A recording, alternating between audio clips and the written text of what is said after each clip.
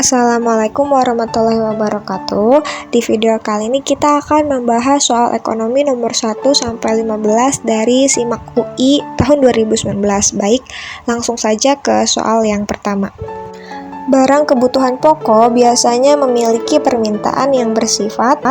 Jawabannya B, inelastis. Jika suatu barang merupakan kebutuhan pokok, maka permintaannya bersifat inelastis. Perubahan harga tidak begitu berpengaruh terhadap permintaannya. Sebagai contoh adalah beras sebagai kebutuhan pokok. Apabila harga naik, permintaan hanya akan berkurang sedikit. Soal nomor 2. Manakah pernyataan yang benar mengenai utilitas total dan utilitas marginal? Jawabannya C. Jika utilitas marginal menurun dan masih positif, utilitas total akan meningkat. Utilitas total merupakan jumlah atau total kuantitas utilitas yang dikonsumsi atau digunakan oleh seseorang yang dapat memenuhi tingkat kepuasannya. Sedangkan utilitas marginal adalah kuantitas perubahan barang yang dikonsumsi atau digunakan. Nomor 3. Pernyataan yang benar mengenai hubungan antara produk total, produk rata-rata, dan produk marginal adalah. Jawabannya D. MP sama dengan AP ketika nilai AP maksimum. Soal nomor 4. Kekuasaan tertinggi koperasi berada pada. Jawabannya B. Rapat anggota. Rapat anggota merupakan pemegang kekuasaan tertinggi dalam koperasi yang antara lain menilai pertanggungjawaban pengurus, pengawas, dan partisipasi anggota dalam tahun buku yang lalu. Soal nomor 5. Indikator ekonomi makro yang dapat digunakan untuk menghitung laju inflasi adalah. Jawabannya C. Indeks harga konsumen, yang merupakan suatu ukuran statistik yang dapat menunjukkan perubahan-perubahan pada harga komoditas dan jumlah barang yang diminta konsumen dari waktu ke waktu, yang dapat digunakan untuk menghitung laju inflasi. Soal selanjutnya, Bank Indonesia adalah bank sentral yang memiliki tugas-tugas utama sebagai berikut, kecuali. Jawabannya E. Menghimpun dana dari masyarakat. Soal berikutnya, manakah pernyataan yang paling tepat terkait dengan pembangunan ekonomi? Jawabannya D. Pembangunan ekonomi harus memperhatikan pemerataan dan distribusi, di mana pembangunan ekonomi merupakan proses perbaikan yang dilakukan secara sadar dan terencana dalam rangka menaikkan taraf hidup masyarakat. Pembangunan ekonomi selalu disertai dengan pertumbuhan ekonomi. 8. Perusahaan Penatu Nabira membeli sabun cuci pakaian, cairan pelembutan pengharum, dan cairan pelicin pakaian. Pemakaian bahan-bahan tersebut akan mengakibatkan akun A. Perlengkapan bertambah. Pembelian sabun cuci pakaian dan lain-lain pada perusahaan Penatu akan mengakibatkan akun perlengkapan bertambah dan akun kas berkurang. Berdasarkan laporan tersebut, kesalahan mendasar yang dilakukan oleh bagian akuntansi Dianera untuk tahun 2018, asumsi tidak ada kesalahan lainnya adalah.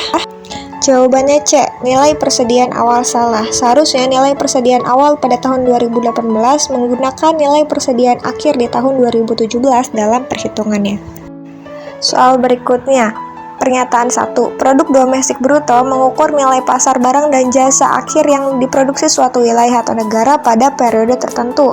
Pernyataan 2. PDB per kapita diperoleh dengan cara nilai PDB nominal dibagi dengan jumlah penduduk. PDB real merupakan pengukuran pendapatan nasional yang diukur berdasarkan jumlah produksi barang dan jasa pada suatu negara yang dihitung berdasarkan indeks harga berlaku atau harga pasar barang. Sedangkan PDB per kapita nominal merupakan nilai PDB nominal yang dihasilkan satu orang penduduk suatu negara dengan cara membagi PDB nominal dengan jumlah penduduk. PDB nominal dihitung dengan mengalihkan jumlah produksi dengan harga tahun dasar. Jadi, pernyataan benar, alasan benar, dan keduanya tidak menunjukkan hubungan sebab akibat. Selanjutnya, Jumlah konsumsi masyarakat sangat dipengaruhi jumlah pendapatan mereka, sebab makin besar pendapatan seseorang, makin besar dana yang dapat digunakan untuk konsumsi. Pengeluaran konsumsi dipengaruhi oleh beberapa faktor, utamanya adalah tingkat pendapatan. Terdapat korelasi positif antara tingkat pendapatan dan pengeluaran konsumsi, sehingga semakin besar pendapatan, maka pengeluaran konsumsinya meningkat. Sebaliknya, semakin kecil pendapatan, maka pengeluaran konsumsi berkurang. Jadi, jawabannya adalah pernyataan dan alasan benar, serta memiliki hubungan sebab akibat. Fungsi stabilisasi dalam APBN bersifat kondisional, sebab pada saat resesi, pemerintah menempuh politik anggaran defisit. Pernyataan 1. Fungsi stabilisasi dalam APBN bersifat kondisional. APBN merupakan salah satu instrumen kebijakan fiskal. Kebijakan fiskal dapat digunakan untuk menstabilkan kondisi ekonomi. Kebijakan APBN yang digunakan berubah-ubah bergantung pada kondisi ekonomi yang dialami. Oleh karena itu, dilihat dari fungsi stabilisasi APBN bersifat kondisional disesuaikan dengan kondisi yang terjadi. Pernyataan 2. Pada saat resesi, pemerintah menempuh politik anggaran defisit. Resesi atau kemerosotan ekonomi adalah kondisi ketika GDP menurun atau ketika pertumbuhan ekonomi real bernilai negatif selama 2 kuartal atau lebih dalam 1 tahun, sehingga pertumbuhan ekonomi melambat. Untuk mengatasi ini, pemerintah akan memperbesar pengeluaran atau pembelanjaannya agar dapat menstimulus kegiatan ekonomi di suatu negara. Kebijakan ini disebut sebagai kebijakan defisit. Berdasarkan penjelasan di atas, maka kedua pernyataan sama-sama benar dan saling berhubungan, sehingga jawaban yang benar yaitu pernyataan dan alasan benar serta memiliki hubungan sebab akibat. Soal nomor 13, yang dapat menggeser kurva penawaran suatu barang ke kanan adalah kurva penawaran bergeser ke kanan karena jumlah barang yang ditawarkan meningkat. Faktor-faktor yang mengakibatkan kurva penawaran bergeser ke kanan adalah 1. Turunnya biaya produksi, 2. Peningkatan teknologi, 3. Meningkatnya jumlah produsen, dan 4. Kebijakan pemerintah, bertambahnya subsidi dan berkurangnya pajak. Sehingga jawaban yang tepat adalah 1 dan 3.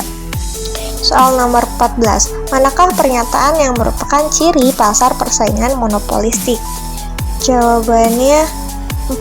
Setiap perusahaan menghasilkan produk yang unik karena pasar monopolistik merupakan pasar output di mana terdapat banyak penjual tetapi tidak sebanyak seperti pasar persaingan sempurna yang jenis barangnya bersifat terdiferensiasi atau adanya pembeda.